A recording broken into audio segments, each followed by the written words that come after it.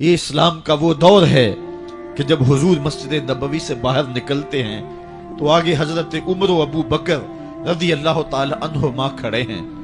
چہرے کے اوپر عجیب اداسی ہے. کہا عمر ابو بکر اس وقت کیوں کھڑے ہو؟ عرض کی حضور بھوک نے گھر میں ٹکنے نہیں دیا. ہم نے چاہا حضور کا چہرہ دیکھ لیں تو کچھ پیاس بجھ جائے، کچھ بھوک مٹ جائے. حضور نے فرمایا میرا حال بھی یہی ہے.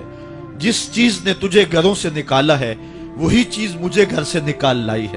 تو حضور نے جب دیکھا کہ کھانا ہے تو حضور نے ایک روٹی لی اور چند بوٹیاں اٹھائیں اور ایک خادم کو بلا کر کے کہا جاؤ ہمارے گھر دے آؤ، میری بیٹی فاطمہ کتنے دنوں سے بھوکی.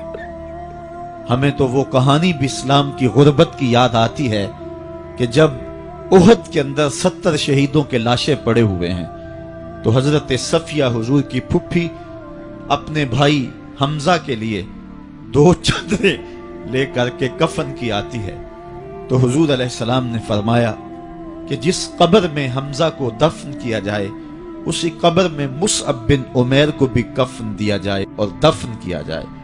اور کہا میرے چچا کے لیے اس کی جو بہن میری پھپھو جو 2 چادریں لے آئی ہے، کہا ایک چادر ہم مصعب بن عمیر کو دیں گے. یہ مصعب بن عمیر کون ہے؟ تاریخ پڑھو، کتنی دل آویز تاریخ ہے. مکے میں ایک امیر ترین خاتون ہے جس کے بیٹے کا نام مصعب ہے، اور وہ اپنے بیٹے کو اتنا خوبصورت لباس پہناتی ہے اور اتنے خوبصورت خوشبو اور عطر اس کو لگاتی ہے کہ مصعب بن عمیر جن گلیوں سے گزرتے تھے دیر تک وہ گلیاں مہکتی رہتی تھی. لوگ کہتے تھے یہاں سے مصعب گزر کے گیا ہوگا اس لیے یہ گلیاں مہک رہی ہیں. اچھا پھر مصعب پہ نظر پڑتی ہے میرے محمد عربی کی تو مصعب بن عمیر حضور کی زلفوں کا اسیر ہو جاتا ہے. ماں کافرہ ہے، جب پتہ چلتا ہے تو اس کا لباس بھی چھین لیتی ہے، سہولتیں اور آسودگیاں بھی واپس لے لیتی ہے. پھر وہ وقت بھی آیا کہ مصعب بن عمیر حبشہ کی جانب ہجرت کر جاتے ہیں. مکے کے حالات کچھ تھوڑے سے خوشگوار نظر آئے تو وہ حبشہ سے واپس مکے جب پلٹے تو ان کے بدن پہ جو چادر تھی وہ جگہ جگہ سے پھٹی ہوئی تھی. میرے آقا کریم علیہ السلام نے دیکھا تو حضور کی آنکھوں میں آنسو ٹپکنے لگے.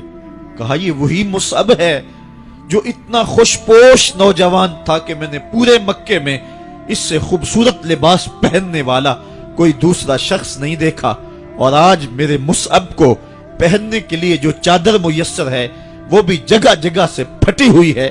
یہ اسلام کی غربت کی کہانی ہے. اور آج احد میں یہی مصعب بن عمیر شہید ہو جاتے ہیں اور ان کے لیے کفن بھی دستیاب نہیں ہے. حضور نے کہا جو میرے چچا کے لیے 2 چادریں لائی ہیں ان میں سے ایک کا کفن مصعب کو دے دو نا، اور دوسری چادر سے کفن میرے چچا کو دے دیا جائے. اچھا حضرت مصعب کے لیے بڑی چادر رکھ دی گئی اور حضرت امیر حمزہ کے لیے جو چادر تھی وہ چھوٹی تھی.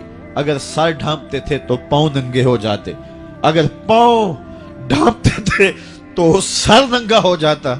حضور نے فرمایا میرے چچا کا سر ڈھانپ دو اور پاؤں کے اوپر اذخر نامی گھاس ڈال دو. میں یہ اسلام کی غربت کی کہانی تمہیں سنا رہا ہوں. جب میرے رسول کے چچا کے لیے پورے کفن کا ٹکڑا بھی دستیاب نہیں تھا، اسلام اس وقت بھی عزت پا گیا تھا. اسلام اس وقت بھی ذلیل نہیں تھا. اسلام اس وقت بھی سربلند تھا، اور اسلام اس وقت بھی عزتوں کی مسند پہ تھا. یہ اسلام کا وہ دور ہے کہ جب حضور مسجد نبوی سے باہر نکلتے ہیں تو آگے حضرت عمر و ابو بکر رضی اللہ تعالی عنہما کھڑے ہیں. چہرے کے اوپر عجیب اداسی ہے. کہا عمر ابو بکر اس وقت کیوں کھڑے ہو؟ عرض کی حضور بھوک نے گھر میں ٹکنے نہیں دیا. ہم نے چاہا حضور کا چہرہ دیکھ لیں تو کچھ پیاس بجھ جائے، کچھ بھوک مٹ جائے. حضور نے فرمایا میرا حال بھی یہی ہے. جس چیز نے تجھے گھروں سے نکالا ہے وہی چیز مجھے گھر سے نکال لائی ہے. چلتے ہوئے حضرت ابو ایوب انصاری کے گھر کے قریب سے گزرے.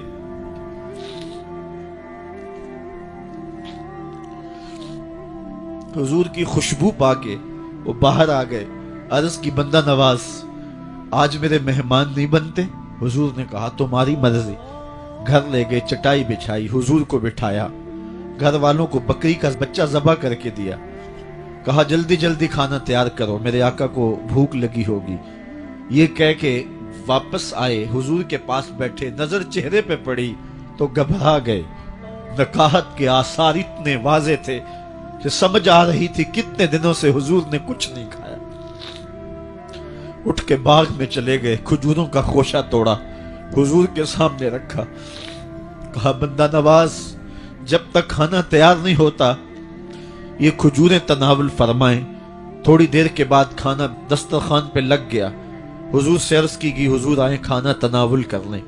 حضور نے دسترخوان پر تشریف فرما ہو کر کے حضور نے کپڑا اٹھایا تو حضور نے جب دیکھا کہ کھانا ہے تو حضور نے ایک روٹی لی اور چند بوٹیاں اٹھائیں اور ایک خادم کو بلا کر کے کہا جاؤ ہمارے گھر دے آؤ، میری بیٹی فاطمہ کتنے دنوں سے بھوکی۔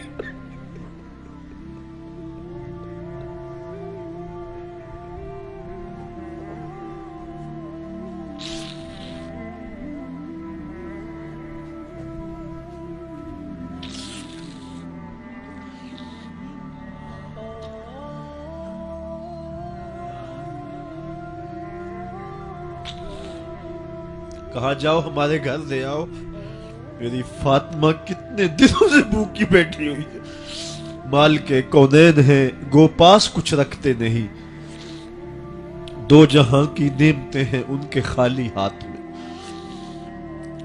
آپ کو پتا ہوگا کہ جب میرے رسول کا انتقال ہوا ہے، حضور کا وصال ہوا ہے، تو حضور کی ایک زرہ ایک یہودی کے گھر میں گروی رکھی ہوئی تھی، حضور نے زرہ رکھ کر کے اس سے قرض لیا ہوا تھا۔ یہ اسلام کی غربت کی کہانی ہے، اور پھر اللہ نے اسلام کو امارت کے رنگ بھی دیے۔ آؤ تمہیں کہانی سناؤں، حضرت عدی بن حاتم روایت کرتے ہیں، صحیح بخاری میں روایت ہے۔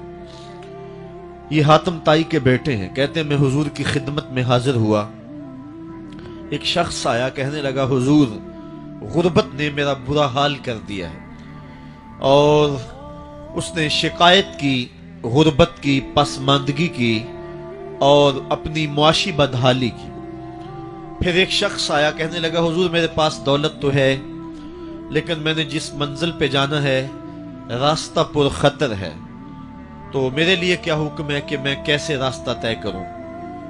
تو یہ دو لوگوں نے یہ باتیں کی تو حضرت عدی کہتے ہیں کہ حضور نے روئے سخن میری جانب موڑا اور میری جانب مخاطب ہو کے کہا عدی تو نے ہیرا دیکھا ہے؟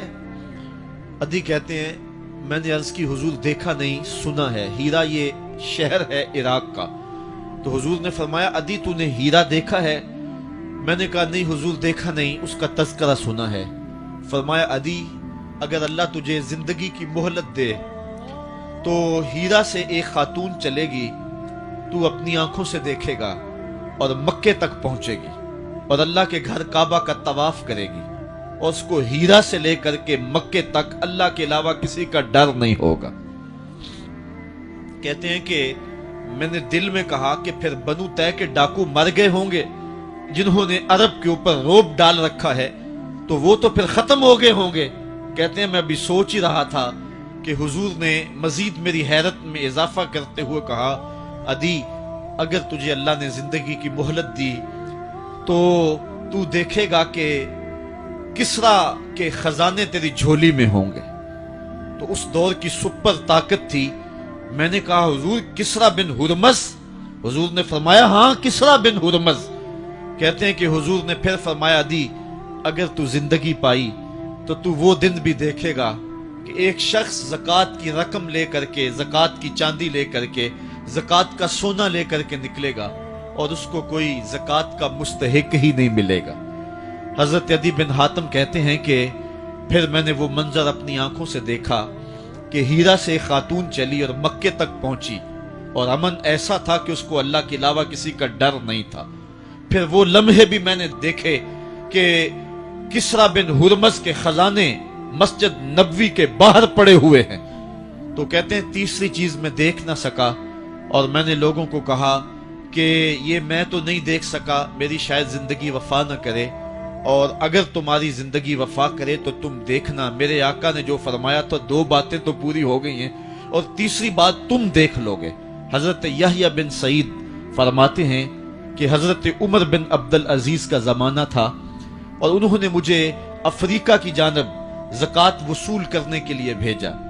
میں وہاں سے زکوٰۃ وصول کی، اور پھر میں زکوٰۃ لینے والے مستحقین کو ڈھونڈنے لگا، تو کہتے ہیں مجھے کوئی مستحق نہ ملا۔ پھر میں غلام پکڑتا اور اس کے پیسے دے کے اس کو آزاد کرواتا چلا جاتا۔ حضرت عمر بن عبدالعزیز کا زمانہ ہے کہ گورنر ہے عراق کا، وہ حضرت عمر بن عبدالعزیز کو لکھتا ہے کہ اتنی رقم ہے، اس کا کیا کرنا ہے؟ تو عمر بن عبدالعزیز کہتے ہیں رقم لے کے یہاں نہ آنا، وہاں عراق کے لوگوں میں بانٹ دو، جو زکوٰۃ کے مستحق ہیں ان کو تقسیم کر دو۔ تو گورنر لکھتا ہے جو مستحق ہے ان کو دے دی، اب کوئی مستحق نہیں رہا تو میں کیا کروں؟ تو حضرت عمر بن عبدالعزیز کہتے ہیں جو مقروض ہیں ان کا قرض اتار دو۔ تو کہتے ہیں کہ ہاں قرض بھی میں نے اتار دیا ہے، رقم پھر بھی بچ رہی ہے، کیا کروں؟ تو حضرت عمر بن عبدالعزیز نے پھر لکھا جو شخص شادی کرنا چاہتے ہیں ان کا حق مہر ادا کر دو۔ میں نے کہا کہ وہ بھی کر دیا ہے، رقم پھر بھی بچ گئی ہے، اب کیا کروں؟ تو حضرت عمر بن عبدالعزیز نے مجھے لکھا کہ جو غیر مسلم ہیں جنہوں نے ٹیکس دیا ہوا ہے، جتنا ٹیکس دیا ہے اس سے دگنے پیسے ان کو قرضے میں دے دو، اور ان کو کہو جاؤ اس کا کاروبار کرو، کھیتی باڑی کرو، اور ساتھ انہیں یہ بھی کہہ دینا قرض کی فکر نہ کرنا اور زیادہ اس میں پریشان نہ ہونا، جب دے سکو گے دے دینا۔ یہ دور بھی پھر اسلام نے دیکھا اور یہ گھڑیاں بھی دیکھی، جب چیتھڑے پہنے ہوئے تھے، جب پیوند لگے لباس پہنے تھے، جب پیٹ میں ڈالنے کے لقمہ بھی نہیں تھا، اللہ کا دین اس وقت بھی غالب تھا۔ اور جب گلیوں کے اندر ریشم بکھرا ہوا ہوتا تھا، کوئی اٹھانے والا نہیں تھا، دین اس وقت بھی غالب تھا۔ دین کا غالب ہونا یا نہ ہونا اس کا تعلق جو ہے وہ مال و دولت سے نہیں ہے۔ اقبال کہتا ہے کہ زوال بندہ مومن کا بے زری سے نہیں، مومن کا زوال بے زری سے نہیں ہے بلکہ اس کا سبب کوئی اور ہے۔ وہ سبب ڈھونڈنا ہے کہ ہم دنیا میں رسوا ہو کے کیوں رہ گئے، ہم زمانے کے سامنے تماشا کیوں بن کے رہ گئے، آج نبی کی امت پوری کائنات میں رسوا ہو کے کیوں رہ گئی، آج ہمارا تماشا دیکھا جا رہا ہے، آج بھوکے کتوں کو ہماری بیٹی اور بہنوں کے اوپر چھوڑا جا رہا ہے اور اس کا تماشا دیکھا جا رہا ہے۔ کیا ہم نے یہ دن بھی دیکھنے تھے؟ ہم نے سراغ لگانا ہے۔ دولت کی قلت اور کثرت یہ ثانوی چیزیں ہیں، ہم نے تاریخ میں دیکھا ہے، ہم کبھی مالی طور پہ کمزور تھے، رسوا نہیں ہوئے ہیں، مال زیادہ ہو گیا رسوا نہیں ہوئے ہیں، رسوائی کے سبب کوئی اور ہیں۔